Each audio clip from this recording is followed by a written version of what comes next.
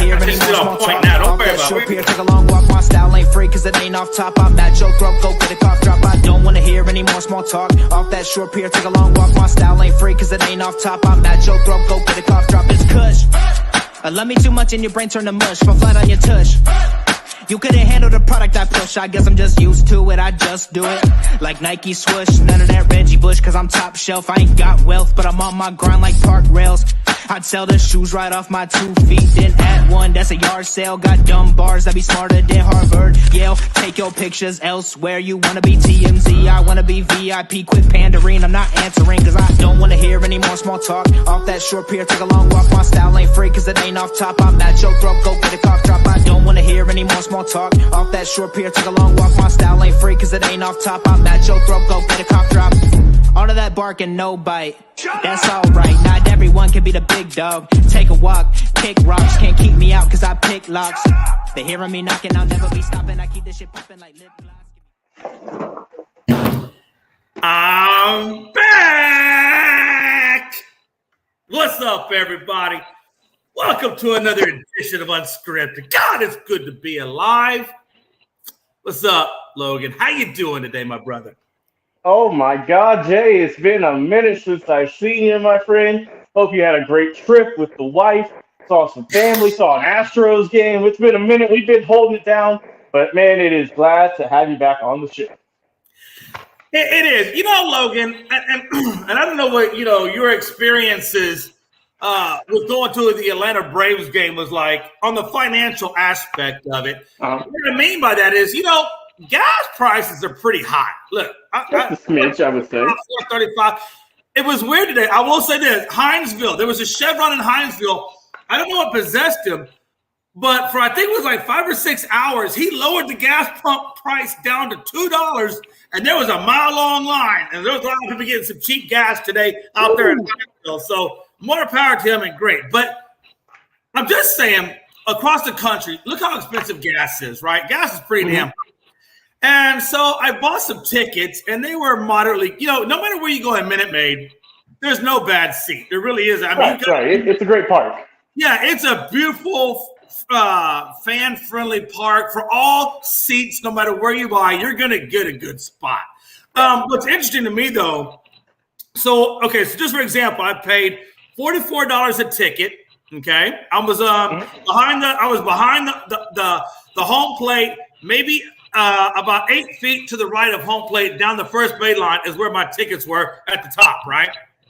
Right. And so I spent $40 a ticket, or no, $45 a ticket for each ticket, and then I spent $40 on parking, and then I spent God knows how much money in gas to get where I had to go, and I was not really truly upset with the amount of money I was spending until I got to the beer stand. Oh, that's where they get you. And then they told me it was $11 a beer. And I'm like, I'm not even talking about the good beer. I'm not talking about that nice craft beer, that beautiful essence of beer. I'm talking Bud freaking Light. Bud Light at $11 a cup. They were getting to you, Jay. Bro, I'm just saying, listen, all I know is I dropped a lot of money, and it was crazy, insane. I just could not believe how much money I'm spending. It was just stupid. But anyway, it was great because I got to watch a great Astros win over the Frankie Yankees, and that was beautiful to me. I bet. That made your week. And we'll get more in. I'm not going to go down the Yankee rabbit hole because that's a Thursday topic, and we're not going to get into a Thursday topic on Tuesday because that's just too much heat. That's too much heat. Hey, welcome up. What's up, my boy Pride? Oh, hell. It's crazy, too, because I was like, yo, am I allowed to join? So I was like, you know what, let me just go on and, pause. Hide your wives. It's Pride. That's what I'm about. Listen. Pride was really upset with me on the morning show, and I didn't know he was going to come on this show, but I'm really glad he did because everybody knows how much love and respect I have for Pride. Listen, I wasn't upset. All right, I just after the show had to get up early because I cried of anger. and my face was red, but I wasn't upset. No, you really. Hey, no, you weren't. Hey, you weren't, man. But I will say this: if y'all didn't catch the morning show, it really was kind of spicy. It was spicy in the warm up, and then that spiciness just clearly carried over. I regret nothing. Hey, listen, and I don't ever. It was a good show. Honestly, it was a good show, and we had a good time. It was a ball. Definitely was a ball. But no, man. Hey, listen, it was a good time out there in Houston, man. Like Pride, I was just telling Logan, and I don't know, what it's like to go to a Boston game in terms of the amount of money that you have to spend to get to the game, pay for the tickets or the seats, buy your beer, pay for your park. I'm sure Boston's got to be damn expensive to go watch a baseball game. Well, if I want to go now, right? Like, but because I remember one time, like when I took my ex's dad because he was a Yankees fan, and I was like, "You want to go?" He was like, "Why?" I was like, "Because I accidentally got 2 tickets." So I was like, "Do you want to come?" Like, and he of all the lists, he was like, no lie, like the 8th person I asked. I even asked my mom, who doesn't know anything about baseball. So I was like, I went, but I mean, it's not bad. I'll be honest. Like the tickets themselves aren't when I had them, they weren't too bad. And at the time I lived in Connecticut, so it was like, I think it was like an hour and a half-ish ride, something like that. Not it too wasn't, bad. it wasn't too bad. But for you, Jay, it has to be an arm and leg, bro, because you live in Georgia, brother. No, I'm talking about Houston. Like when I went to game, I went and saw the Houston game. I was in Houston going to that game. Right, but what I'm saying is for the travel, you had to pay for airplane. Oh well, yeah. Well, He drove. I didn't mind the travel expenses. I was really going to see my parents. The Houston game just happened to coincide. What I was mad about, I didn't get mad at the gas because I expected it. I didn't get mad. You just gotta get used to it at this point. I just got mad at how much a damn Bud Light beer cost me. It was stupid. Oh my god! See, and that's one thing I learned the hard way. I went there thinking, oh yeah, we can get something to eat over there. I went. I think it was like a 4.5, 5 hour game. Swear to God, I went hungry. People thought I was fasting. I was like, nah, bro. It was like, nah, I'm not fasting, but my wallet is, because ain't no way you gonna see me like on like a hot dog I can get like around the corner for like $1. I'm gonna spend like $4.75, and then you want to look me in the face on about it's not $5, so it's not that bad. Like, nah. Yeah. I will say though, Jay, when I went to the Braves game a few weeks ago, I was able to get a double cheeseburger basket for like under $15. So that's not too bad. And Atlanta's got some decent prices because of the battery and whatnot. So wasn't too bad. I'm gonna tell you this, Logan, and I'm gonna just dwell on it, but I'm gonna say this. Times is rough. Mm-hmm. When you say, okay, I got 6 people going to the game, 3 of which are women, 3 of which are guys, 3 couples, and the men look to the women and say, listen, how much do you love me? Honestly, how much do you really like, how much are you willing to sacrifice to love me? And they'll usually say, oh, we love you. Okay, I've got a shot bottle, the miniature little tester bottles that you get on the airplane. I got a shot of Jack. I need you to put in your hoo-hoo. Just get it in there, because that one shot probably going to be $20. We missed you so much today. I'll admit it. Saying, how much do your women really love you? What are they willing to sacrifice? I'm just asking the question. Put it in the polls, put it in the comments, whatever you want to do. Okay. We'll make a poll on Facebook. How about that? How much does your woman love you? How much do your women really love you? All right, listen, folks. We're going to get the bad boy started, man. We're going to start off, and we're going to talk about the historic game by the Astros on the Angels. Now, listen, they're not the only ones to do this by any means. I don't want to be like, oh, there was like one team that did. No, there was actually quite a few. So you got Scherzer, Clemens, Wood. Those 3 guys, put up 20 strikeouts on their respective clubs that they were going against. So it's not like this hasn't been done. But still, man, I think what makes this historic for me is, number one, that they got 20 strikeouts in the game. Yes, you could say it's against the Angels, but there's a lot of really good damn teams like that, like the Yankees who have gone against teams like the A's or whatever. They're just in the same bucket as the Angels. And and they had. So I'm just saying, to get 20 strikeouts is still, even against a shitty team, it's still kind of a big deal. But what I really liked was the fact that Pena went 4 for 4, 1 home run, and then of course the walk. Well, actually 2 home runs. One of the 2 was the walk off. And so my question to you guys is, again, I'm taking into consideration that this is the Angels, but we also, you got to figure in that span of strikeouts was a guy named Trout and a guy named Ohtani. So it's not like there are some really good, legitimate hitters in that 20. Now, I will say this, and Pride, Trout's been on kind of a slump right now. I think he's 0-11. I think 9 strikeouts in that 3-game series. He went 0 for 11. So I know he's kind of in a slump right now. So I don't know how much weight we put on that. But again, I'm going to ask you guys, what, is this a good game, or is it just it's the Angels, whatever? Logan? I'm not taking anything away from the Astros, Jay. I'm not, because 20 strikeouts, whether it's solo, like the ones you mentioned, or like a team effort, super impressive. But I'm kind of surprised we don't see it more with the amount of strikeouts just around baseball. You know what I mean? Like, we see teams strike out at least 10 times a game.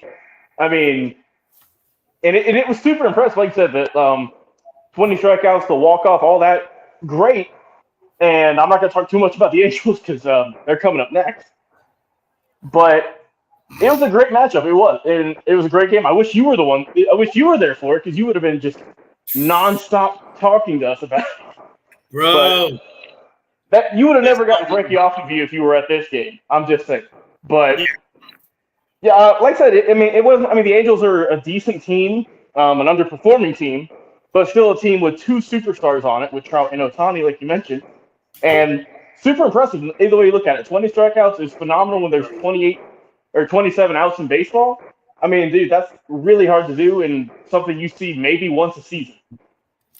Hey, before Pride goes, I got to bring on a legendary podcaster that has been on sabbatical for a hot minute up there in the great state of New York in Buffalo. You're not going to recognize him, probably because, it's been a while. But, Robert Ory is not the only big shot Rob in the world. I want to introduce to you my boy, Big Shot Rob, podcasting from Buffalo. What's going on, man? Oh, my God, there he is. Yeah, man. What's going on, guys? How you been doing? All right? Man, I missed that deep voice. I haven't heard that deep voice since I heard the boy read the Yellow Pages. Yep. I hear you. How you doing, man? Everything good? Yeah, man. Everything's good, man. Just, yeah. We'll get into this. Good to have you back in the fold. You just look so young and you look so reinvented, man. It's good to see it. Yeah, I know, man. It's been a while, man. Just trying to survive and get by and everything, Hey, join the rest of us. I feel you. We're going to get you in this rotation. We're currently talking about the Astros and their historic night with the 20 strikeouts and such against the Angels. Pride's up next, and then, Rob, I'll have you round this one out. Pride, again, I understand it's the Angels, but, is it just Look, anytime you can get 20 strikeouts, I'll give it credit. I don't care who it is. It could really be. Because, again, 20 strikeouts, how many times have we seen that happen to the Cubs, who's one of the worst teams in baseball? So I'll give him credit. It was very impressive. And like you said, even though it's still Mike Trout, regardless of he's going through some struggles, it's still Shohei Ohtani. So I'll give him credit. I'm not gonna go crazy about it, but I'll give him credit. So, Big Shot Rob, again, so they struck out 20 in this game, and then the game after that, the Astros went down 5-0 in the 5th. They were down by 5 in the 5th, and by the time the end of the game comes around, they get the win. I think it was Alvarez, if I'm not mistaken. I believe he hits the home run, but they get the win and they do the comeback, on that win. And totally, they got 47 strikeouts in the series. What do you think about this specific game, though? The strikeout of 20 versus the Angels, is it historic or is it Before I let you go, I promise I'll let you talk. 20 strikeouts is pretty impressive, man. I mean, they didn't get a no hitter, but I mean, they did get a no hitter against the Yankees, even though it was a combined no hitter. But man, 20 strikeouts, it's pretty impressive. But it probably would have been more impressive if it was a no hitter, like in my opinion. So let me ask you guys a quick question. Just as in general, obviously, the Yankees are currently the record holder. They're the top dog in baseball right now with where they are. Obviously the Astros are right there neck and neck with them. I think we're I want to say 6 games back. We're playing Kansas City again tonight. They're playing the Pirates. So I really kind of expect that to both teams get wins. I don't think either team is going to lose tonight. But, just on the AL side of things, do you see any other team in the ALCS other than the Yankees and Astros? Or do you think, a Boston or somebody else might slide up, a Twins or whatever might slide up in there? I really don't. I mean, those two are the clear-cut favorites in the AL. I mean, the Twins are in first, but, I mean, they're not nearly as dominant as the other teams you mentioned. The Red Sox, Rays, Blue Jays, they're all 10-plus games behind right now. So, I mean, I just think it's those two that are lined up right now. Pride, I got a question for you, Pride. And this really is probably my biggest question, to be honest with you, because I think it's the biggest series. I think this is the biggest series in baseball, in my opinion, because of it is being number 1 versus number 2. July 21st, like I had said earlier, is a double hitter in Houston between the Yankees and Astros. And if the Yankees pull out both wins, then as all-time series, that would put the Astros and Yankees at 5 apiece. But more specifically, going into this year, if the Astros were to win 1 out of 2 or 2 out of 2, how big do you think this series is going to be for not only the franchises themselves going against each other, but for baseball? Well, it doesn't matter for franchises, to be honest. It doesn't matter. In all honesty, it don't only really matter to people like you, who like to get the argument of, whose franchise is better. So, like that. But it will be important in terms of the postseason because a lot of people believe these two teams are going to eventually meet up Right. I do think it'll be important kind of having like a look at the head overview type of thing. That might mean a new tub. And hey, another thing. Mickey Delaney says, "Pride, I guess your voice is kind of low, but it can't. Mickey's kind of old, so it may just be Mickey. I don't know." Big Shot is back. Let's go. What a show! And that's your boy Frankie. Another question. Mickey says, "Is that Big Shot Rob?" He says, "Hi, Big Shot Rob." Rob has been greatly missed on the show. Let me tell you, if you don't know. It's like the Allstate guy. He's got the Allstate voice. Yeah. Big Shot. Yeah. I know a couple of things. The Yankees don't have Chapman. I think Chapman's getting ready to come back. They just lost their rookie pitcher, Misiano, or I can't say his name right. But I do think he's going to be back shortly as well. And then, of course, the Astros still have Lance McCullers, their other ace pitcher, getting ready to come back off of his rehab stint. And, how do you see these guys, how do you see these franchises shaping up, get ready to go for the All-Star break? Yeah, well, you look at the Yankees, they're in a much tougher division. The AL East, you got the Rays, you got the Blue Jays, and the Red Sox. Now, I'm not saying those teams they're obviously like 10 or more games, behind the Yankees. But we still got the whole second half of the season coming up. And, I still give those teams a chance to maybe get in the wild card. I don't think they're going to necessarily win the division because the Yankees have such a big lead. But you look at the Astros, the division, the AL West is just terrible, man. Like other than the Astros, the Astros have always been the most dominant team in that division. The A's are terrible. The Angels are terrible. And, the Rangers aren't great either. So, I mean, the Astros division is like a cakewalk compared to the Yankees division, if you ask me. But, those series between the Yankees and Astros, it's going to be an important series because, it's going to get those teams ready for what might be coming up in the playoffs, whether they meet, in the NLCS or the NLDS. The ALCS or the ALDS. So it's definitely going to get them ready for that. But we still got a whole second half of the season. So, the Yankees, can't have any letdowns. The Astros, can't have any letdowns. I don't necessarily think they will, but the baseball season is very long. So we'll definitely see what happens. Yeah, no doubt, no doubt. And again, Logan, I guess to you, and Rob makes a good point that the fact that the Astros are in a soft division, but if we win these two games, or at least one of these two games against the Yankees, is it time to start putting some respect on the Astros? Even though they're coming out of that division, they still are a legitimate contender for the crown, even though they're in a soft division. I think that the Astros were expected to win the division, and that's exactly what they're doing right now, and they're going to continue to do that. And if they take this series, like you said, against the Yankees, I feel like people are going to look at more of them as a threat. Just because the Yankees are on such a hot streak, they have the best record in baseball by a mile. Everyone's got the attention on them. But if Houston can pull it out, then I feel like they deserve some more respect. We felt that it was very important. Yeah, and that's really kind of what I'm wanting to see is, where we go from here. I got to be honest with you. So look at Astros' schedule, and it is kind of, for the most part, it is kind of soft. I'm not going to sugarcoat it. We do like the Guardians, and I think the Sox at the first half of this season. The second half of this season, though, they do play Tampa Bay twice. Then we got to play Tampa Bay, we play the White Sox. I think we play the Braves. I'm not sure, but I think we play the Braves and a couple of other teams. So the season does get a little bit more. I think we play the Phillies at the very end as well. So there are some more competitive teams for the Astros in that second half.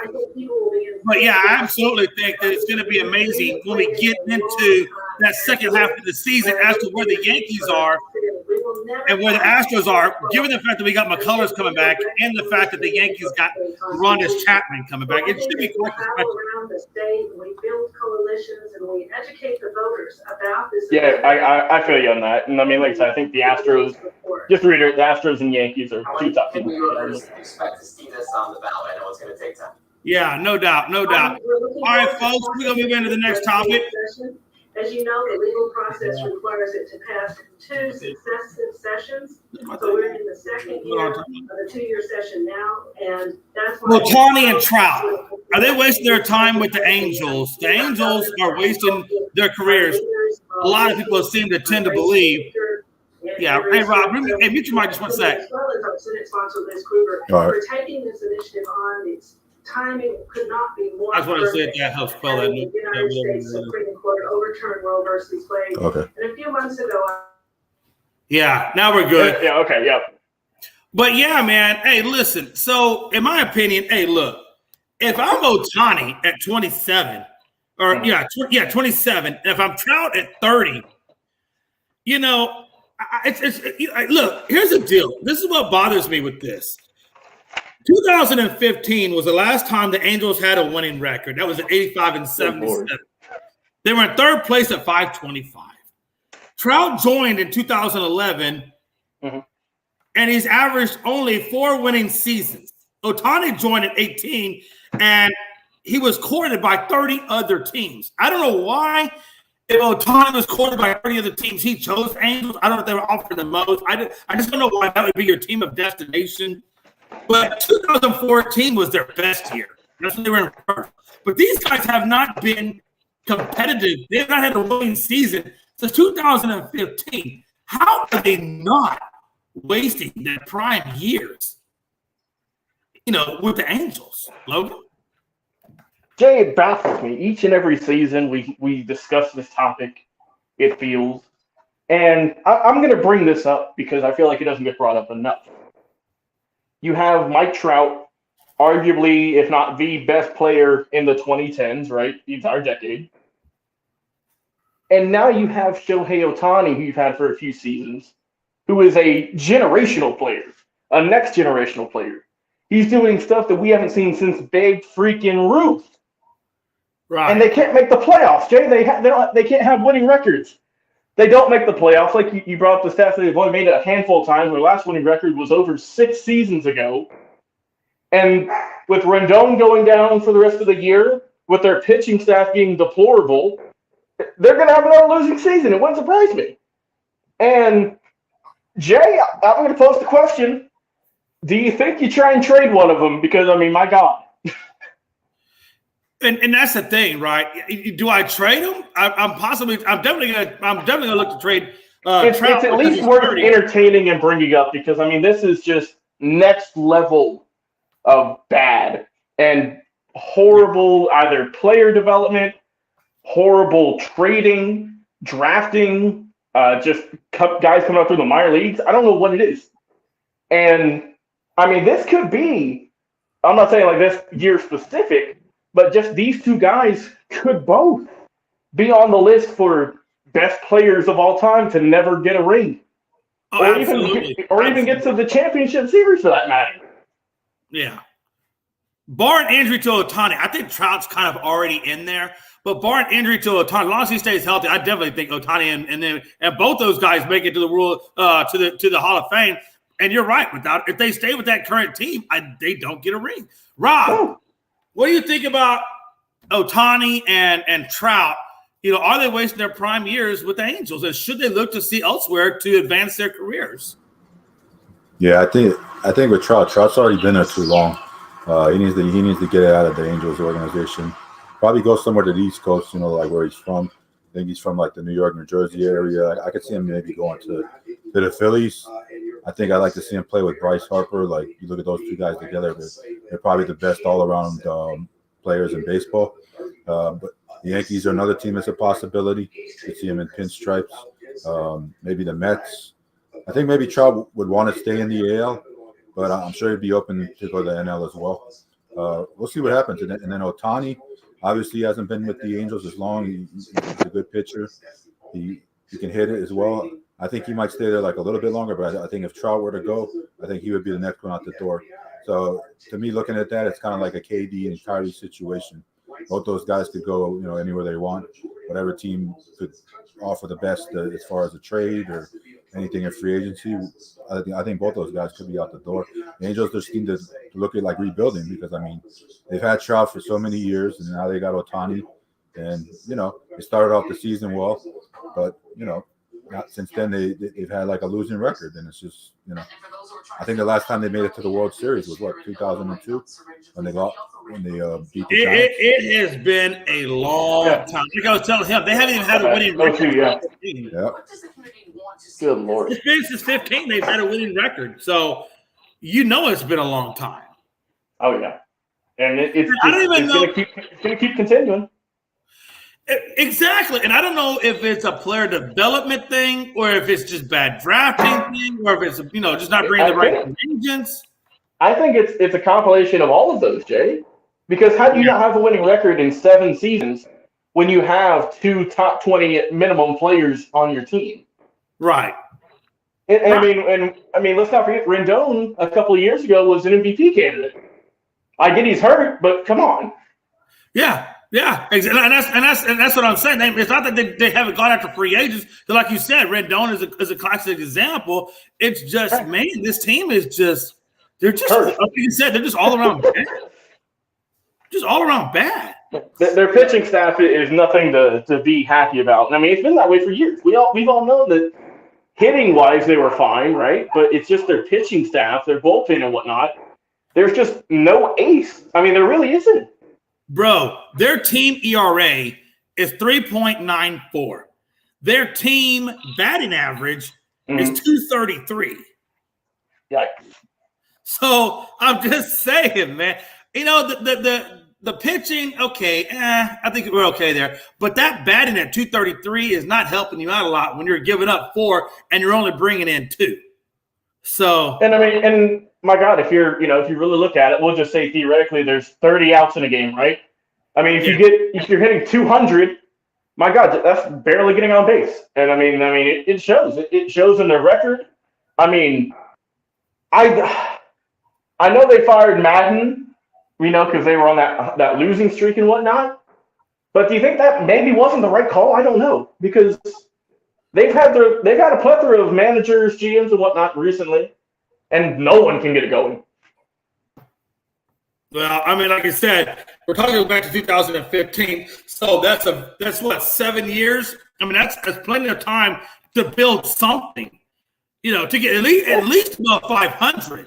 At very least above 500. I figured they would at least be competing for a wild card this year, at minimum, but they might not even get there. Hey, this is the way I look at it, right? This is the way I look at it. And we talked about this so much, I get so mad. But it is what it is.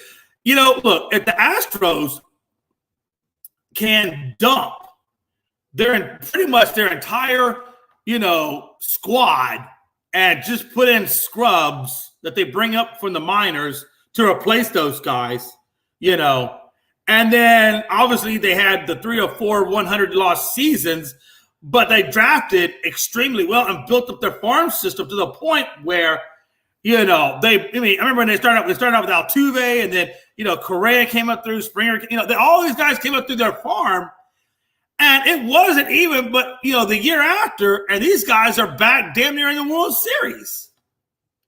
So I'm just saying, if you could dump a squad, build through your drafts, back in the playoffs within 4 of the dump, why the hell can't the Angels get something going in 7?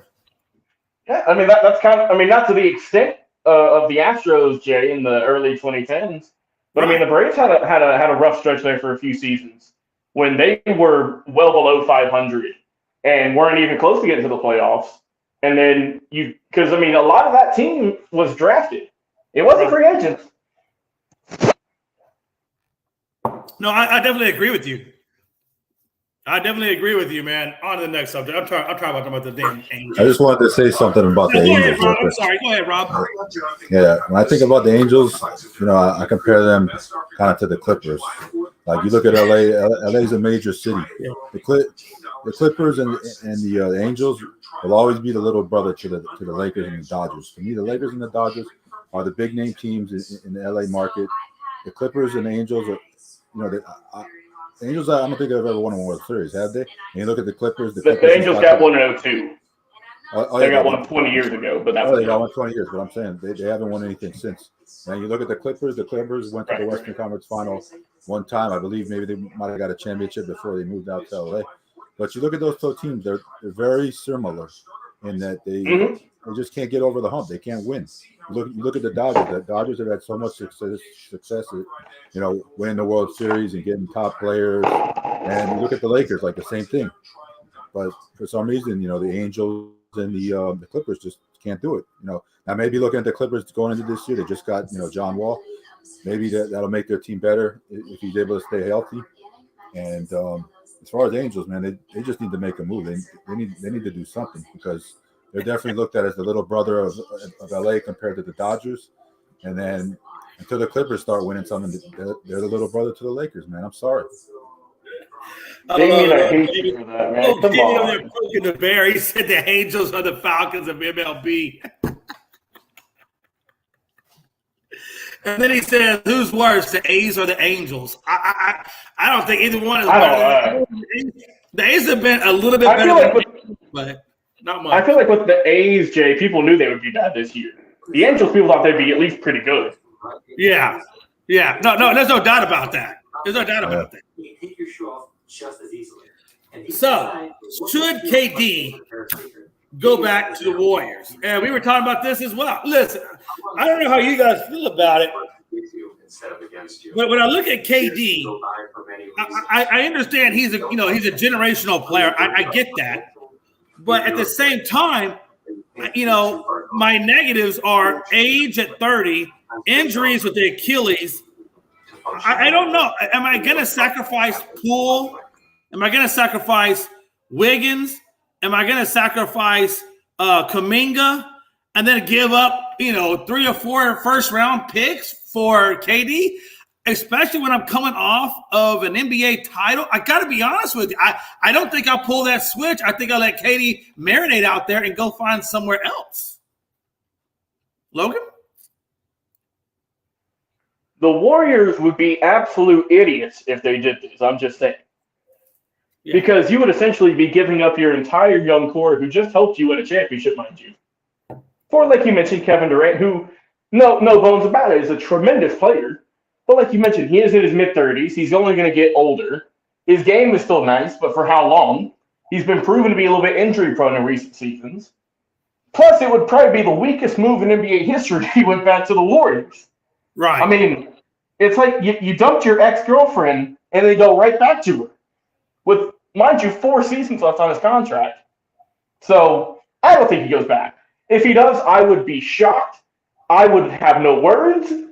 They wouldn't be good words, but I would have many of them. But it just baffles me, Jay, that a guy with 4 years left on his contract wants out. Not 1, not 2. That's understandable. Right. But 4. I'm just saying. If you're Brooklyn, I feel I would be burning jerseys. I would be getting rid of the hats because this team's about to be rough. Right. You know, and the thing about it is, you got Clay coming off Achilles and ACL, made it through a whole year. You got, Durant, a year, off of his ACL issues as well. Matter of fact, they tore it, I believe, at the same time with the same team. But, Rob, I gotta ask you, man. Are you, a lot of people are saying, well, it's KD. Take him on. Why would you not? He's a generational guy. He can win now. And I'm going to tell you right now, I'm going to tell you one of those people, and I love him to death, but I'm going to put him out there, and I don't think he's going to mind it because he said it on the morning show. So I don't think he's going to mind me repeating it on Unscripted. But Jay Ness, the number 2 guy at ASAP, who happens to be a Phoenix Suns, aficionado and fan and whatnot, said that he absolutely would give up, campaign, is it Jordan or Johnson, whatever, I think it's Johnson, and a slew of other players along with picks to bring him in. And he has no problems doing that. And I'm pretty sure when I introduce Rob here in a second, Rob's going to back me up on this, but they were trying to beg me that I should give up, players or picks from the Rockets and go get KD. He's going to take Houston to the promised land. I'm like, no, I'm not going to do that. I'm not going to sacrifice the positive energy of the Rockets to bring on a guy who's 30 with an ACL, and I don't know if I'm either A or B going to get a championship or not. Am I going to sacrifice or stunt even my growth? And I think that's what a lot of teams, if you're not careful with what the Nets are asking for in return, if you're not careful, that could be what they're doing. Rob, what do you think about that? Rob Strike. If you got 2 Robs, Rob 1, Rob 2, Big Shot. No, Big Shot and Rob. Big Shot Strike. Go ahead, brother.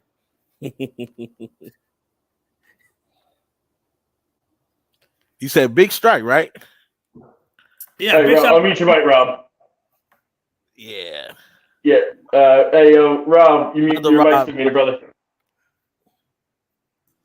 There we go. Yeah.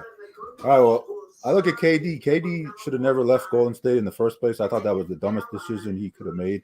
He was a good fit for that team originally. I know he wanted to go to another team to try to be the leader of a team, but to leave Steph Curry and Klay Thompson and Draymond Green and all those guys is pure stupid.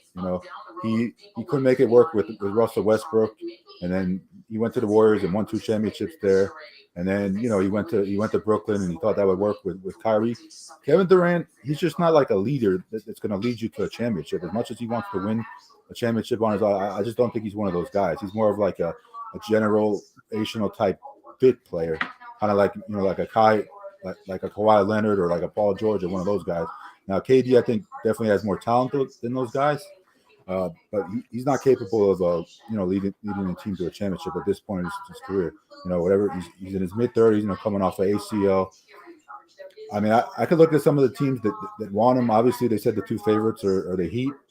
I know the Heat are going after Spider Mitchell as well, Donovan Mitchell.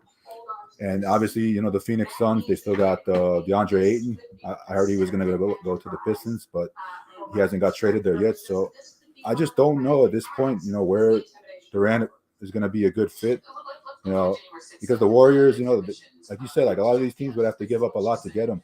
And where he is in his career, I just don't, see that happen. I wouldn't give up a lot for him. I don't think the Heat want to give up a lot for him. I don't think the Warriors want to give up a lot for him. I don't think the Suns want to give up a lot for him. So, yeah, it's gonna be crazy to see what happens. I mean, I could see Kyrie, getting traded first to the Lakers. Obviously, LeBron wants him back, and then Westbrook would probably get traded to Brooklyn. KD's not going to want to play with Russell Westbrook. We already saw that in Oklahoma City. So, yeah, man, we'll see what happens with KD. It's going to be interesting. I'm just wondering, how much longer it's going to take for this guy to get traded and where he's going to go. Yeah, absolutely, absolutely. And then Robert Scott, I know this is your team or one of your teams, and I know we talked about this in the morning show, and I got your opinion there. But just for those unscripted, how do you, are you down for bringing KD in, especially with what you're going to have to give up? You're talking about to the Warriors, right? Yeah, that's a no-go, sir. I agree.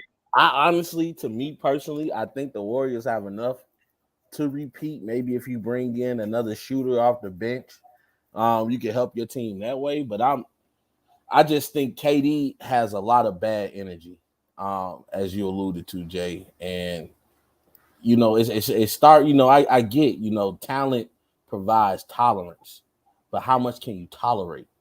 That's the question. And and as Rob alluded to, he already made a stupid decision leaving them the first time. They could have probably had 4 or 5 championships right now as we speak today, considering how that team was made up. So no, I don't think they should get him. However, I think the Warriors are looking, as I alluded to earlier. They brought up a first in the morning show. They brought up a great point on First Things First about how Draymond now is kind of wishy-washy and retracted some of those statements of how he badmouthed KD. We know that Draymond and KD do have a friendship. I don't know how great that friendship is now with Steph. And I don't think Steph would be open to the idea of KD coming back, especially now that he's starting to get the attention as a superstar. But, it's kind of hard to pass up on a generational talent like that from a GM point of view. I get, and again, to speak on that, I know you were kind of there. I don't know if you were there for all of what Jay was. I think you were. If I remember, my memory kind of sucks. But Jay was all about the Suns bringing in KD. But again, if the Suns, or they're going to have to give up big time players and picks for him, and there's also rumors out there, and I know you've seen it, where Miami was working out. They're talking about a Miami package, talking, about bringing in Simmons, Durant, and Simmons. Was it Simmons, Durant, and Seth Curry? For and obviously picks. Now, do you see if Miami was to pull that trigger, or even if Phoenix was to pull that trigger, how do you see that working out for them? Either one of those squads, how do you see it working out for? That's too much you got to give up. I mean, exactly. Brooklyn right now is looking to try to get some compensation. They understand. I'm pretty sure their GM is smart enough to realize there is no equal exchange for Kevin Durant. You're just not going to get it unless you're going literally star for star. And right now, the only way I see that is if you're trading KD for a Luka or KD for a Giannis, and maybe not even Luka. Even with Luka, I might still want something in addition to. Because he hasn't proven himself enough in his league as of yet. But I think they're going to just settle for you wiping the slate clean. And what Brooklyn is really trying to do is make up for their mistake with Paul Pierce and Kevin Garnett. They gave up a lot of draft picks and a lot of money to get those 2 players on their team, even though they were past their prime. So now what Brooklyn is looking to do is try to make up for lost time. So they're like, okay, if KD wants to leave, we'll let you go, but we need some draft picks. We need something. We need superstars and draft picks because, like you want to win now, we still want to be competitive as well. I'll tell you this, though, Rob. I agree with everything you said, with the exception of one, and that was with the Luka comment. I got to be honest with you. KD only has his rings because he went to Golden State, which pretty much was already a championship team, or was a champ. They are a championship team when they brought him, and they were a championship team when he left. So, what did KD really do that deserves his ring? He was a ring. Hold on. What I'm saying is, what did he do with that team that Luka couldn't have done with them as well? Not saying that, but what I'm saying is, like, you see what I'm coming from? Like, yeah, but when you compare star power. When you comparing star power, Luka is just took his team to the Western Conference Finals or not even the Western Conference Finals, the second round, right? So that's as far as they got. So no, they were They were in the Western Conference Finals because they played Golden State in the Western Conference. Right. So, but KD is also a league MVP. KD took his team to the finals in OKC. So, I mean, he's done more. Even if you want to wipe the slate clean with the Warrior wins, he's done more than Luka in this league. And he's led the league in scoring on several occasions. KD is a generational talent. I'm not saying Luka won't be when it's all said and done, but I'm saying if we're talking right now, star for star, that ain't enough for me to give you KD flat up for Luka. I'm sorry. I will say this: Luka did Luka did outscore him in the playoffs, though. If you look at their points per game, a lot of people outscored KD in the playoffs. They were on the team that got swept. Hey, I'm just sticking up for my boy Luka. Don't get mad at me, damn it. Now I love Luka. Remember, I was one of the only people that said Luka was going to beat Phoenix, right? I just like Luka because I just love his, like you like Steph Curry's game. I love Luka's game. Oh, man, I love Luka, man. If Steph that dude player, is just. I might have said Luka might have been next up. Luka, what I love about Luka is Luka plays at his own pace. You can't. Yeah, he really does. You're right. You're right. He does. I love Luka, man. Luka's a dog, and he's gonna make you pursue him. Oh, he will. No, he will. You're absolutely correct on that. And again, real quick, and I don't know if Jay was paying attention to this, but when I look at this Suns team, if they lose Ayton to the Pistons, they just lost McGee to Dallas. What the hell are they gonna do in the middle? Like, you know what I'm saying? Like, what is the Suns gonna do in the middle? Yeah, I have no idea, man. Especially because Phoenix is very top heavy to me, and you're gonna have to trim off the top to get KD. It just ain't no way around it. Mm-hmm. Ain't no way you keeping Booker, Chris Paul, and Ayton and getting KD. It's just no way. Yeah. And to be honest, Brooklyn's not even interested in Ayton. They won't. Oh, they're not. They're not. They're not. Man, look, the Suns don't. Let's just be honest. Let's call a spade a spade. The Suns don't want Ayton. If they wanted Ayton, they would have gave him, or they would already gave him an extension or offered him something. Yeah. Nobody else in the league wants it because they're not offering him anything either. So there's very lukewarm, if almost ice cold feelings when it comes to Ayton and what his trade or what his future really even looks like in the NBA. It's going to be interesting. I think at the end of the day, if Phoenix don't keep Ayton, he might be going to New York. They seem to like to overpay people. Hey, man, that is no doubt. That is no doubt. I don't know what's about New York, but those bad boys not getting supplies of money.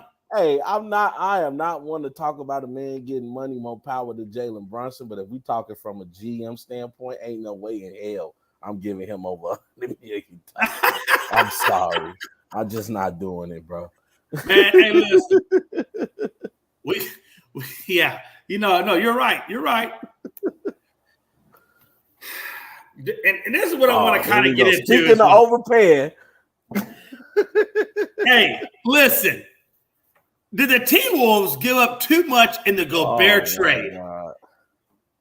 Listen. I don't understand this for a lot of different reasons, but I'm just going to give the most blatant one to me. Is you got $500 million tied up in Towns and Gobert. What can we actually expect for that $500 million? Logan, we're going to go top to bottom. Logan, what do you think about this? Because let's be honest. Let's just be honest. I personally, even beyond that, Logan, there's a lot of things I want you guys to address. They gave up 4 picks for Gobert. Since when in God's green earth did a guy, in my opinion, who's the number 2, deserve 4 first-round picks? Not to mention Beverly, Beasley, Vanderbilt, Balmaro, who's a young prospect drafted, Kessler, who was also the young guy drafted in the first round, plus 4 picks. And what, how do I can't wrap my brain that Gobert is worth, number one, the money that he's getting, nor the draft compensation and picks that the T-Wolves gave up. Logan?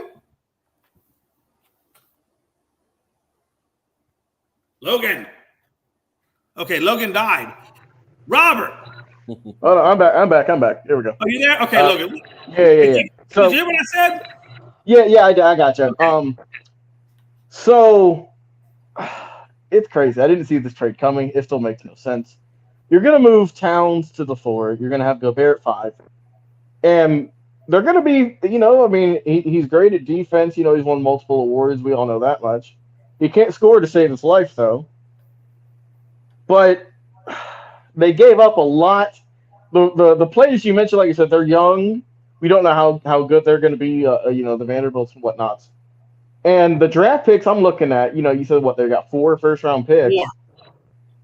I mean, the thing about them though is the Timberwolves are banking on making the playoffs every season that this duo is together.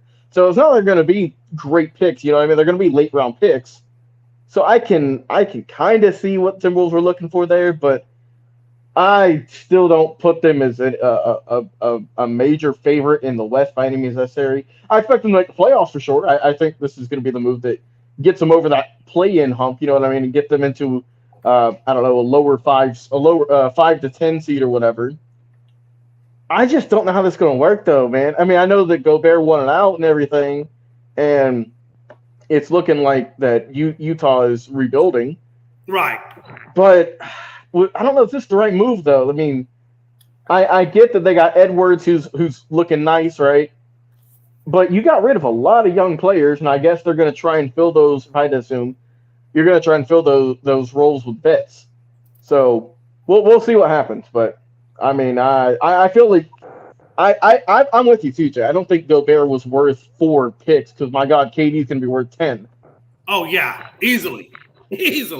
I mean, that just oversaturated the market, bro. You know what? And that's exactly. You're right. That's exactly it.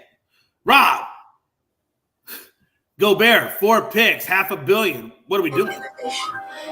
Yeah, I don't like that trade at all. First, because Gobert, he's a defensive player. He can't really play offense. Karl Anthony Towns is pretty much a center. He can play offense. And I just feel they gave up too much. I mean, you look at the trade. They gave up Malik Beasley. He's a nice young player. Patrick Beverly, we already know what he can do. And obviously the four first round picks, man. I just feel that's just too much for a guy like Gobert. Now, I don't know if they could have found a way to include Donovan Mitchell in that trade. I don't know. Maybe that's work, but maybe that's better. But I mean, they would have to given up a lot more for that. And Donovan Mitchell doesn't even want to play with Rudy Gobert anymore. He's done with him. So I think either Donovan Mitchell's going to end up maybe in Miami. You mentioned the Knicks. I mean, who knows where he's going to go? But as far as like centers, looking at all-time centers playing together, the most successful like centers I've seen play together on a team were David Robinson and Tim Duncan, obviously. And you got to go back in the day with your Rockets, Jay, having Hakeem Olajuwon and Ralph Simpson. They made it work. That was a formidable team. But you look at David Robinson and Tim Duncan; those guys could do it on both sides of the ball, offense and defense. You look at the Rockets, Hakeem Olajuwon and Ralph Sampson; they could do it on both sides of the ball, offense and defense. If you have one guy that could just do it on offense, another guy do it on defense, I don't think it could work. When you look at Towns, he's pretty much a natural center, and Gobert is a natural center too. So you're gonna put Towns at the 4 and have Gobert at the 5. I just think we need a better center. That's what I'm looking at. No, and I definitely agree with you. I tell you, man, I think Hakeem Olajuwon, he can do defense, offense. We all know that. Sampson, we all know his career was cut extremely short again due to injury, unfortunately. But he could shoot and he could also play defense. I mean, those were 2 guys that were truly kind of, very special, talented. Robinson, Duncan, same way, right? I mean, just, Hall of Famers, Bart. But when I look, and I love Karl Anthony Towns' game, but I just don't like Gobert. Great on defense, not knocking that. But it's the offensive side that I just don't like, especially at that price tag where picks and money you got to pay him. I just think it's a little rich for my blood. Rob Scott?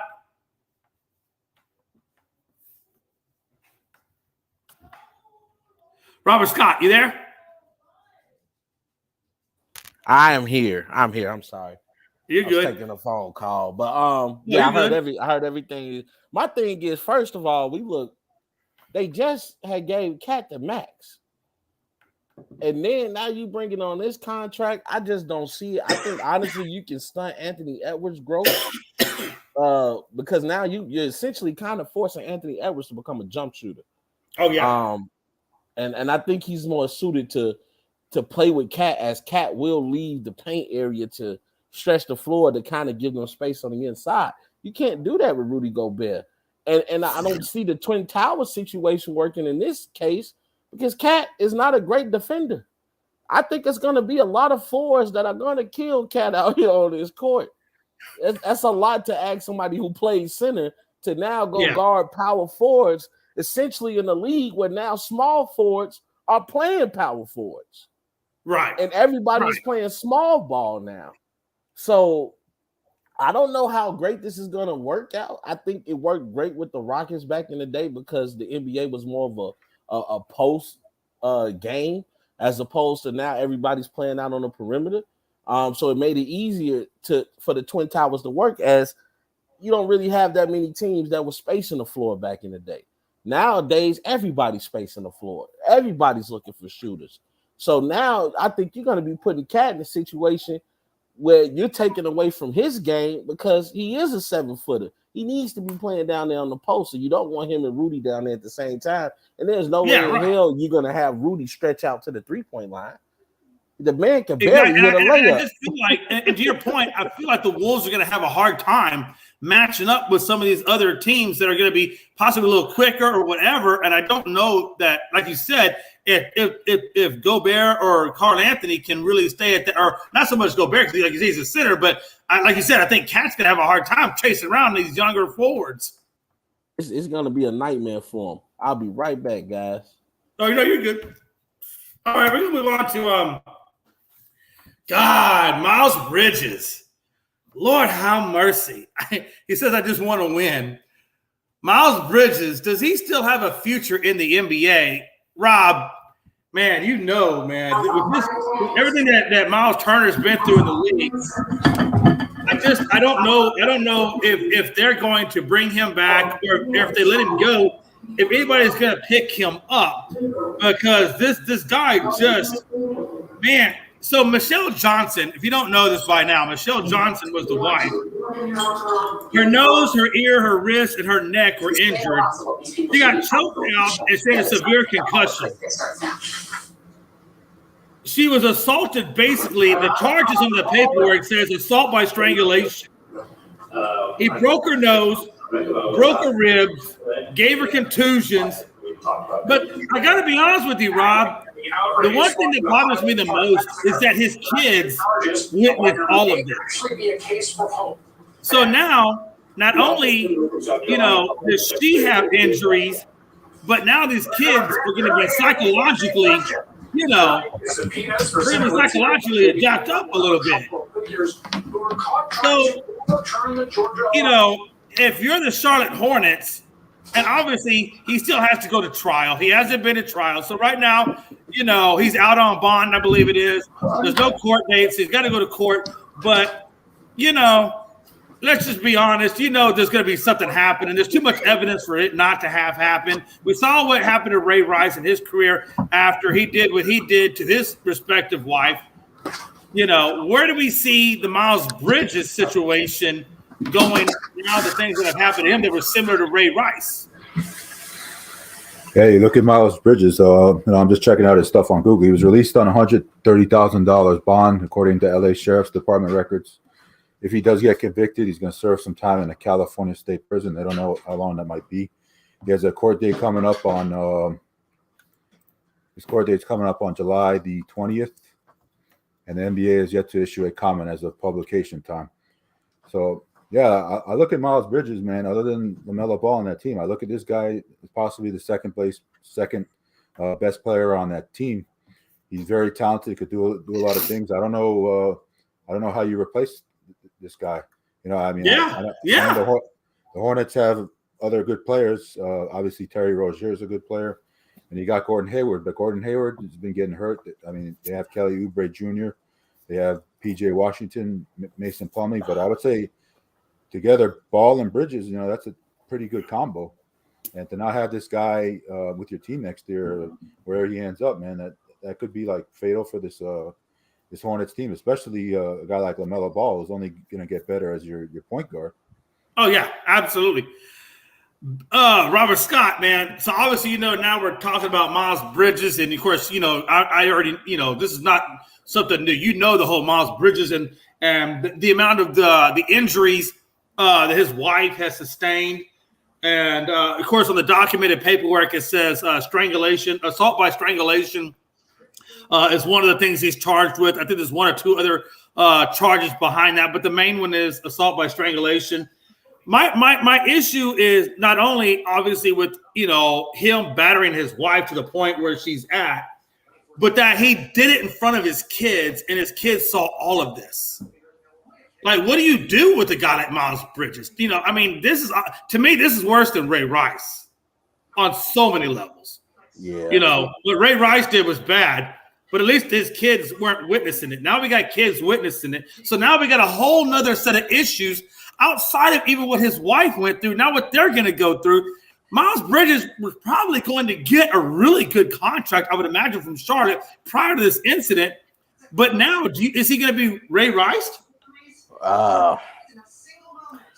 First of all, as we always like to, put out positive messages here on ASAP and on Unscripted, we don't condone any domestic violence of any kind, whether it's man on woman, woman on man. We don't condone it. Miles Bridges is an idiot. I hate to call people out of their names, but you can't be on the line for a contract, for a max extension, and then get caught doing something this stupid. Like, why don't you walk away, get space? There's no need to put your hands on your partner at all. As my wife would say, like she tell her kids at school where she works at, use your words. You should not be putting your hands on anybody. And it's just a sad case. As you mentioned, Jay, the kids see this. Now, not only have you messed up yourself personally and professionally, like, you're not going to get the contract you were looking for. You're going to be lucky if you can continue to play in the NBA without getting blackballed. But now you have to go take your kids to therapy. You got to think about the trauma that you placed on these kids, because let me tell you something. Kids don't forget. It's still things I remember when I was younger that you probably shouldn't have seen as a kid, but you see it. You know what I mean? So it's really sad. He, like you said, he might have got the money. Michael Jordan is willing to pay him. And you also have to understand from the perspective of they need some type of attraction in Charlotte. If you're not making the playoffs, so you need something to put the fans in their seats. And with his athletic ability, Miles Bridges can do that. People love to see a good dunk still. And now you just threw away threw it away, threw your career right in the garbage can. I mean, I hope I'm a person of forgiveness. So if he goes through the right things he needs to go through, like domestic classes, abuse classes, and things like that, I'm not willing to just throw him completely away. But my thing is, man, you got to think before you react, especially when you on a public platform. You're an NBA player. They already don't want you there. What DJ Khaled said, they don't want you to win. So what we do, we got to go win. And what you did was play right into the hands of the people that don't want you there, man.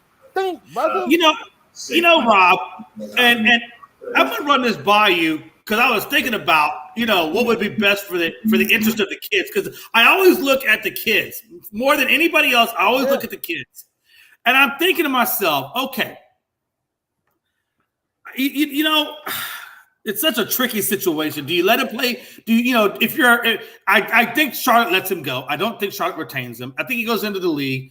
And if I'm a team out there, number one, if I'm the mom that just got beat up, number one, my first course of action is divorce. My second course of action is restraining order. And my third course of action is to sue the ever-living bejesus. So that way, and I almost, if I'm the mom, I'm not going to lie to you. If I'm the mom, I almost want Ray Bridges to latch on with the team so that way he can fulfill my lawsuit, because my lawsuit is not only for me but for my kids. And I want to make sure, if nothing else, that he's going to make sure that my kids are extremely well set up. Number one, for counseling. Number two, for medical. But number three, he's going to pay out of his pocket. He's going to make sure that my kids are well taken care of, but he's never going to, it may be supervised visitation, but it's going to be extreme. You know what I'm saying? Like, I don't, because I almost kind of feel like if I cut the wings off from underneath him, then I'm not only necessarily hurting him, but financially I'm hurting the kids too.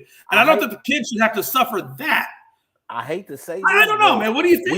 We don't know if this is the first time that this incident happened. This might just been the first time he got caught. Yeah, so, You're right. Now it's a whole truckload of questions now. Is this the first time you've hit it? Now you questioning the kid. And that's what I'm saying. You bring in unwanted and unnecessary attention to your kids. Things that they shouldn't have to go through. Absolutely. Now they have to answer domestic abuse questions. They now have to ask, have you put your hands on the kids? So these are... Hey, watch this. DFACS, that's what they call it here in Georgia. Yeah. I don't know what they call it in Charlotte.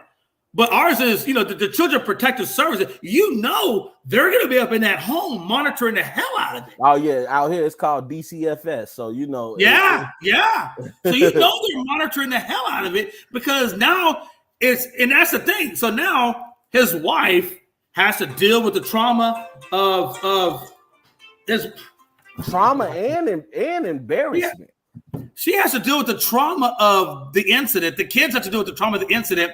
She then has to go and deal with the court system because she's going to have to, testify against him. Mm-hmm. And then number three, she's going to have to deal with DFACS in her household. That is a lot for number one, children to go through and for her to go through. I mean, I don't make my, what Michael Bridges did in that one brief moment, literally is putting his wife and his kids through all kinds of, secondary entities in their lives, in their houses, probing them. There's all of this other stuff that they're going to have to deal with for God knows how long before DFACS or DCFS or whoever is going to release that mother from that and clear her of these. And then, and then she's on her. Do you see what I'm saying? There's a lot to unpack. It is. And all he's done now is made things hard on himself.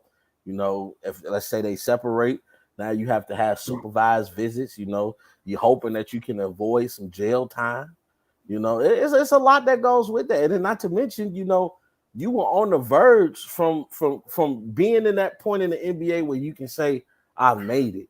I know they throwing away money in the NBA. It's like they throwing it around.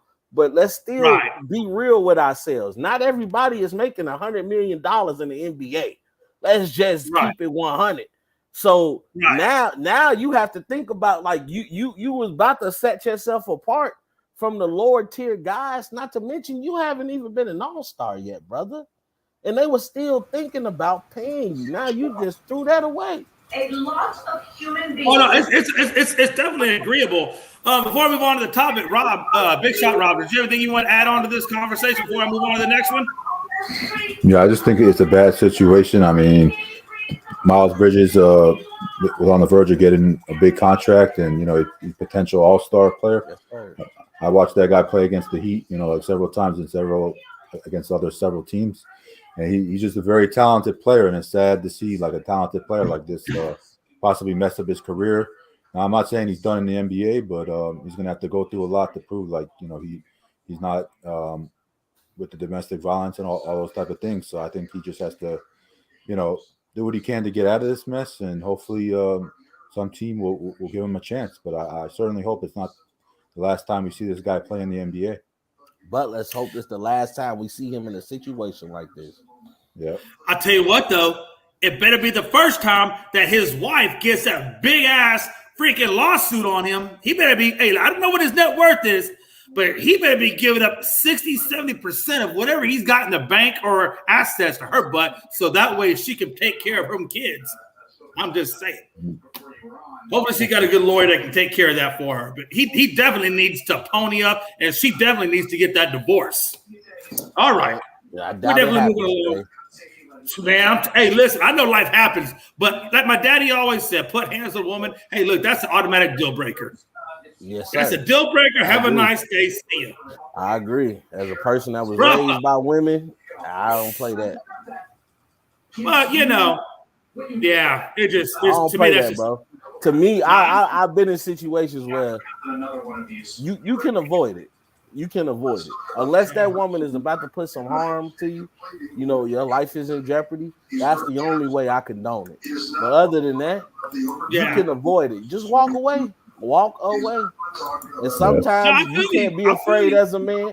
You can't be afraid as a man to call the police because if a woman is egging you on like that to the point where she wants you to hit her, she wants you to throw away your life, bro. Oh, dude, you know that. You know that. Man, all right, man. Hey, listen, we're going to hit this last topic. I think, it's the last topic. We kind of already talked about it. But again, DeAndre Ayton, we already kind of know that the Suns are, for the most part, lukewarm at best on keeping him. I know, Big Shot, you had mentioned, I believe it was the Pistons. That might be a landing spot. But, if you're Ayton, I mean, damn, man, what happened to Ayton from when he first came into the league? I got to say, when the Suns were in when they were in the finals last year and they lost to the Bucks, I really thought that Ayton played a pretty decent game. But I think this year, and I'm not saying great, but I don't know, man. This year, I definitely was not sold on Ayton whatsoever. But I mean, is he just what kind of value do we place on him? I mean, last year, honestly, when they were when the Bucks were in the finals, Ayton got exposed. To me, and I think that's where his confidence is kind of dwindled at. Because Giannis exposed his motor. We know Ayton got the size, Ayton has the ability, but does he have the motor to contend with some of these high motor stars? Because Giannis, unfortunately, said it was barbecue chicken every time he had Ayton down there in the hole. And then if we look at this year, Ayton was the reason that I picked the Dallas Mavericks to win. Because let me tell you something. I knew based off of Luka's motor and the way that Luka plays the game that there wasn't going to be anything with Ayton that he can do because we just saw this the previous year with Giannis. So I just think right now Ayton, he has to find himself. I was disappointed in Ayton in this Maverick series because I assumed he would be licking his chops. Is the Dwight Powell and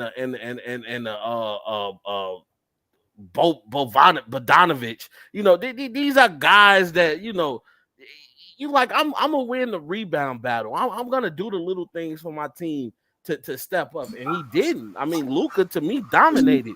Dwight Powell had a great game against Ayton, so I just think right now Ayton needs to find himself. I think he ends up somewhere in like New York, unless he's gonna take minimum money to stay in Phoenix because they're not gonna max him out.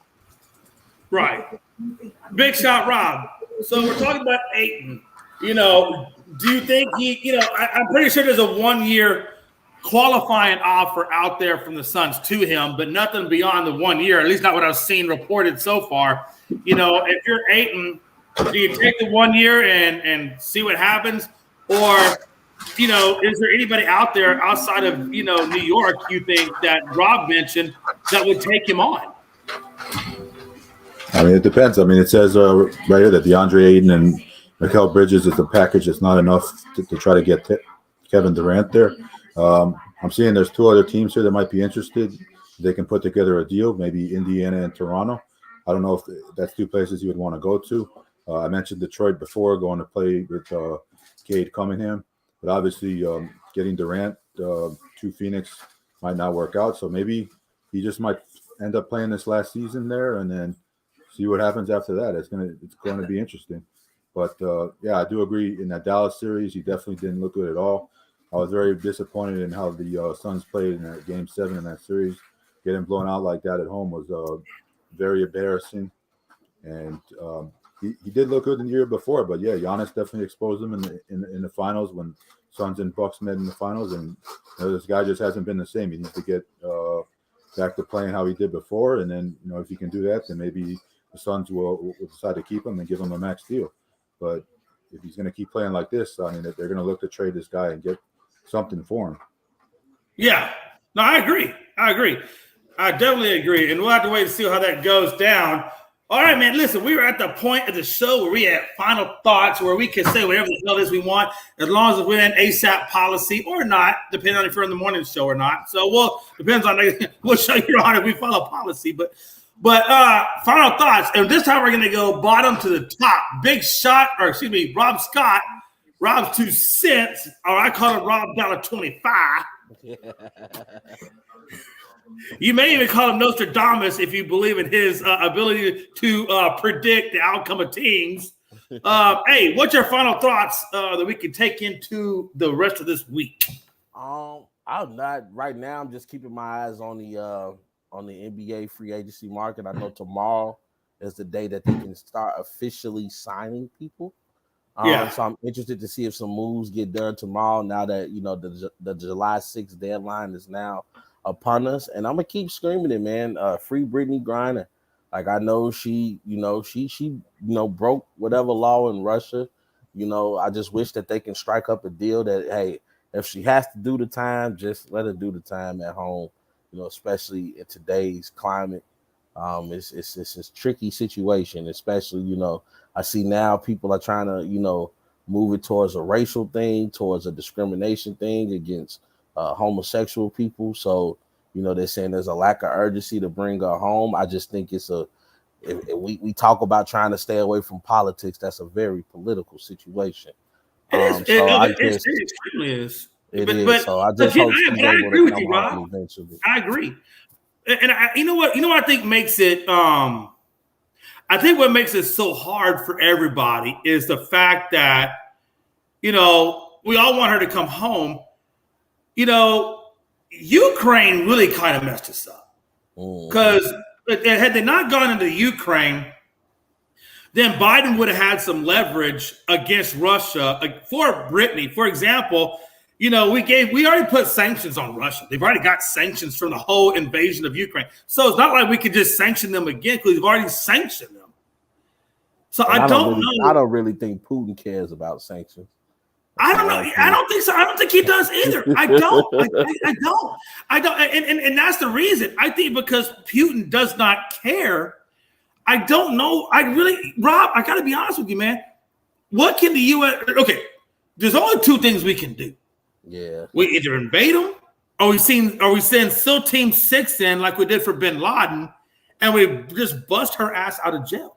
Because quite honestly, I don't know, what can Biden say to Putin to convince him to let her go? That's where I just see that's where the stumbling block is. We all want, send letters to Biden, and I just don't think it's in Biden's hands. I think it's all about Putin and what Putin's willing to do. Yeah. Like, you know what I'm saying? Like Biden can wear him out on the phone, but at the end of the day, it's if we don't invade, it's him. That's very true. But that's the hard part, right? That's the stickiness of it, right? Yeah.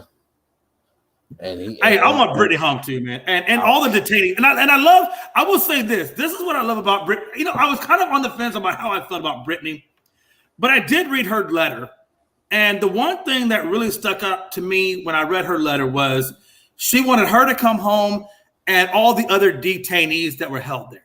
Yeah. And when she said that, okay, that made me say, you know what, Jay? This isn't just about a celebrity bringing her home. She's actually advocating for the other Americans who don't have the fame of a Brittany, but are probably over there for the same reasons as Brittany. Mm-hmm. But when she put that in the letter, I got to be honest with you, it really changed my mind on Brittany in terms of how I felt about the whole thing. Because when she did that, I felt like she was advocating for herself and for them. And that really made me, feel good about her as a person and who she is, because she didn't have to put that in her letter. She could have just made it all about herself, and she didn't. And that was just a really, that was just really special. When I saw that, when I read that, I was like, damn, bring her ass home. I'm all for it. I am, man. I am. And hopefully that happens. I really do. I don't know what can happen, but I don't know what Biden can do, but I really hope some kind of way, maybe God will talk to Putin if he's a God-fearing man, and he'll do the right thing. That's all we can hope and pray for. All we can do is keep praying, Rob. Yeah, just pray. Man. And that's what we're going to keep doing, man. Like we said, we just want to bring all our people home. And Also, there was an event out here in Illinois, another mass shooting, unfortunately, in Highland Park, Illinois. So, you know, my thoughts and prayers are with all the victims, man. I just, whatever going on in this world, man, if we all just need to sit down and have a peace treaty or something within each other, you know, just within the U.S., man, something got to be done, man. But this is just, it's ridiculous, bro. It's ridiculous. Yeah, I agree with you. Happened up here in Buffalo with the mass shooting at the Top store. Yeah, then you had the school shooting with the kids in Texas, Uvalde, and now you got this. And it just seems like it's getting commonplace. Yeah, it's like a normal thing now. Like every week or every 2 weeks, like we're seeing more and more of these shootings. So yeah, man, it's just. And I don't want to get to the point where I'm desensitized to it, where we look at this as being normal. I don't want that to happen. So, you know, I still feel some type of way when I see things like that, you know, on the news. It's just like, come on, man, what possessed you to go in the crowd of people who's having fun? Like, it's messed me up to the point where, like, I was telling my friends, if I go to a movie theater or I go to a grocery store, like, I'm in there mapping out exit strategies, or like, okay, if this happened, this is where I'm going, and I'm grabbing my wife and you do that because you just never know. You don't, but you shouldn't think like that. But it's almost like, you know, and Jay, you can attest to this as being a veteran in the U.S. military. It's like being at war. It's like you're thinking of war strategies just to go to the damn grocery store. Yeah, it shouldn't be like you know, and I think it's and a lot of it, you can say legislature, but truthfully, you know, if people want to get guns, regardless of legislature, they're going to get guns. If they're not supposed to have guns, they're going to find a way to get a gun. What I think we need to do as a country is, especially as like big time events, like for example, that happened over 4th of July. I you know, in some kind of way, we got to revamp how we do our security at the school system level. I don't know, grocery stores. I don't know what all they can do, but. Man, I'm telling you, man, the only thing we can do at this point is just beef up security, because you're not going to stop a gun from getting in somebody's hand. Even though I agree, legislation, they got to do something as well. But it's rough out there in the world, bro. I grew up in the hood. Let me tell you something. Somebody want a gun, they'll go get one. Oh shit, yeah, they'll go get one. Hey, listen, hey, before we get out of here, I'm going to share one quick story. I will tell you the first night in my life I ever left Houston. Now this is when I got my first house. Like, I'm talking about permanent set up residence as a civilian. Yeah. Like I told you, I bought that house out there in Anacostia, DC, 1526 Howard Road. Never forget it. I was in very uncharted territories. I didn't know. I was kind of a little bit nervous about it because, like I said, I was the only white person there. So, hey, ain't nobody coming to my aid if something go down. But I remember distinctly, it was July 4th. I was sitting in the living room with my wife, ex-wife now, and we were watching TV, and all I remember was mass sprayings of what seemed to me like machine guns all over the place. And I never forget it. I jumped underneath my bed. Me and the ex-wife were underneath the bed, praying for our lives. And the next morning, I went outside, and I looked at my next door neighbor, because we always have to get the paper at the same time. And I'm like, hey, a question. I'm new to the neighborhood, as you know. I noticed on 4th of July, it seemed to me like Beirut was going on outside, and I didn't know if I was going to find body bags. Is that normal? It's like, oh, yeah, man, that's 4th of July, man. That's how we celebrate. I'm like, okay, roger that. Holy Ghost Fighter. Pattern is full. So I told my wife, I was like, hey, listen, 4th of July, our asses are going, I don't know, Maryland, or deep in Virginia. We're going somewhere else for 4th of July. We ain't hanging out here. But we made it happen. Yes, Lord. I'll never forget that rest of my life. That was an eye-opening experience, Rob. I'm just saying. Yeah, I bet. It's crazy now. Hey, listen, it's amazing how we celebrate and what we choose to celebrate with.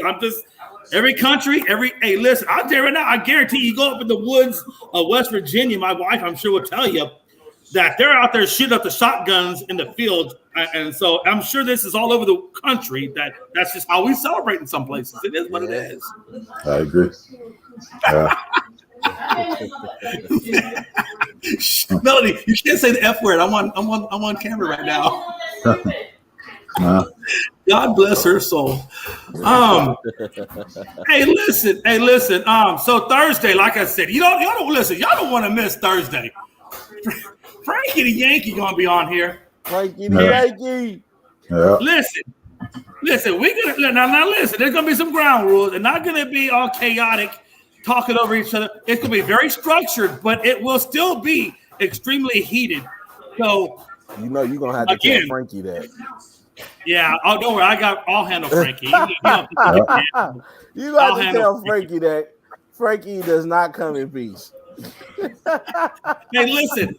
For those of you that don't know, so Thursday I think is what, the 7th? I think, right? July 7th. I think it is, right? Something like that. I don't know. Yeah, Thursday the 7th. Yeah. So on the 7th, me and Frankie will be on here, and in 2 weeks from that show is a double hitter between the Yankees and Astros. So we got a lot to build up towards that series. Lots on the line right now. Are you going to be on Thursday? Because I think that's going to be kind of hostile. Bro, I'm just saying, if you're afraid of your manhood being challenged, don't show up Thursday. Because I'm pretty sure at some point we're going to go to that level. And I'm going to be living rent-free in Frankie's head for a while now, so it's all good. You tell Frankie I said that I'm living. He knows I'm living rent-free, even if he won't say it. I'm living rent-free. It's all good. Hey.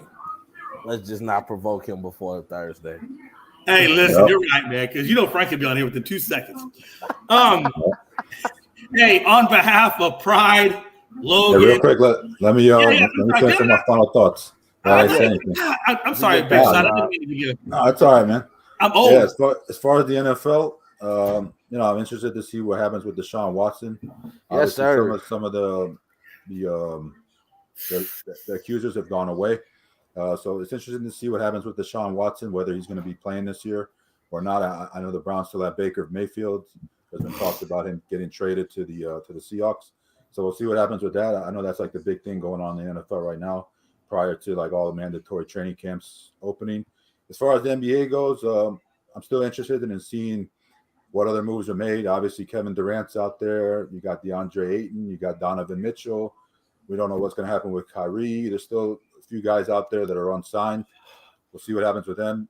You forgot to mention another guy that actually got signed, and I think it was a good move for this team. They're loaded with point guards now, and this guy's a fan favorite of mine, Goran Dragic, man. Goran Dragic. Whoa, with the Bulls. Yeah, my other team. 1 year, I think it was a 1 year, $11 million deal. Yeah, look at Goran Dragic. This guy is one of the most craftiest point guards I ever saw play in the NBA because he's just like so smart. I loved him when he played for the Heat. It was sad to see when he left the Heat. He did 1 year in Brooklyn last year, and now he's going to the Bulls. So I could see kind of the pieces starting to fall apart for Brooklyn because you see Goran Dragic just left. Then you could see Kyrie leaving, and they're trying to get rid of Durant. So I think it was a good move for Dragic to go to the Bulls. Obviously, he's going to be like a mentor to guys like obviously Lonzo Ball and also Alex Caruso. Those guys are some young point guard players. But I definitely like the move of Dragic going to Chicago. And you still got Zach LaVine signed he signed a big max contract. So he'll be there. As far as baseball goes, I think we got the All-Star game coming up with baseball. I definitely want to see that, and also the trade deadline. See which guys get moved. Obviously, we spoke about Trout and Shohei Ohtani, so we'll see what happens. But for your teams like the Astros and Yankees, we'll see what kind of moves they make. If they make any, we'll see. Honestly, for the Astros, I just want them to bring in a catcher. I want them to go after his name is Gomes. He's batting .250 with the Cubs. I would love to see them make a move for Gomes. Maybe give up may have to give up a prospect, and I'm okay with that. But I think if we could get a catcher that can, put the bat to the ball and help our offense, man, I would love that.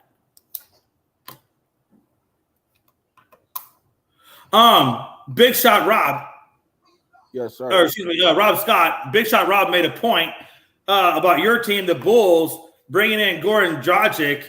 Obviously with Lonzo Ball, having the injuries he did last year, that should be a really good relief for them because I think Goran Dragic would do good in reserve for Lonzo if he was to get hurt again. What do you think about that Goran move? Were they able to keep Caruso too?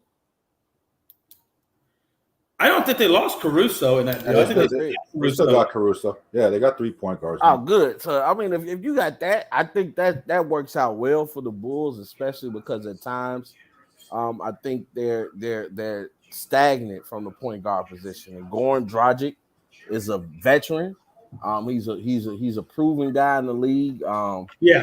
I think the only issues I've had with Goran is health wise, but other than that, I like the way Goran plays the game. I think is really going to help out DeMar DeRozan and Zach LaVine, because I think at times, they had to do more at the guard position because there was no point guard there. And I like Caruso, but Caruso is not a starting point guard in the NBA. So I like the pickup. And it's going to take pressure off Kobe White, because I think you don't have to play Kobe as much now, or you can kind of just throw him in there and say, just go score, which is what he's good at. I think when you try to make Kobe a pure point guard, he's going to crumble every time. So I like that's definitely progress for the Bulls. They also signed a big man, didn't they? They have Vucevic. Andre Drummond. They signed Andre. Drummond, yeah. They got so I like the way that the Bulls. Yeah, I think the Bulls are trending in the right direction. Especially re-signing Zach LaVine. Let's hope him and DeRozan can work out whatever problems they have with each other. But the Bulls should be, at least another. They have a shot once they get in the playoffs. How big of a shot we've yet to determine. We got to see if DeMar DeRozan's game wasn't a fluke, and if he can kind of recapture that magic. We know with the Bulls, it was injuries and COVID that hurt them last year. So let's see what they can do now with a fresh roster. Yeah, definitely. I'm a big fan of DeMar DeRozan. This is a guy that doesn't shoot the three-pointer too often. He has a mid-range game. They also have, I think Vucevic is still there. So you got Drummond to back up Vucevic. Yeah. And obviously, Zach LaVine is a very talented player. Got the max contract. If I look at the Bulls, last year they did take Milwaukee to 6 games. And I would say that's pretty good for a team. Did they take them to 6? I thought they only took them to 5. I think it might have been 6. I'm not sure. But I look at this Bulls team as only getting better. Obviously, they're not the Bulls of the 90s with Jordan, obviously, and Pippen. But the Bulls seem to be trending in the right direction. And that's a good thing because I've been to Chicago before. It's a very nice city. And it's good to see like a major city, major market team like Chicago be contenders again. The only other team we need out there to try to be a contender again is probably the Knicks. We don't see that happening time soon. New York always seems to fall apart, and then Brooklyn's pretty much the team dominating New York. So. Hey, as long as Dolan is out there in New York, they're never going to succeed. Yep. I'll tell you right now, hey, with the way Brooklyn is trending, we know KD's going. Kyrie's probably going to be after that. I really think, man, now the only thing, in my opinion, Brooklyn can do to benefit that team and come out and somewhat better than the Knicks. Just try to get as many draft picks as you can. Get as many draft picks as you can.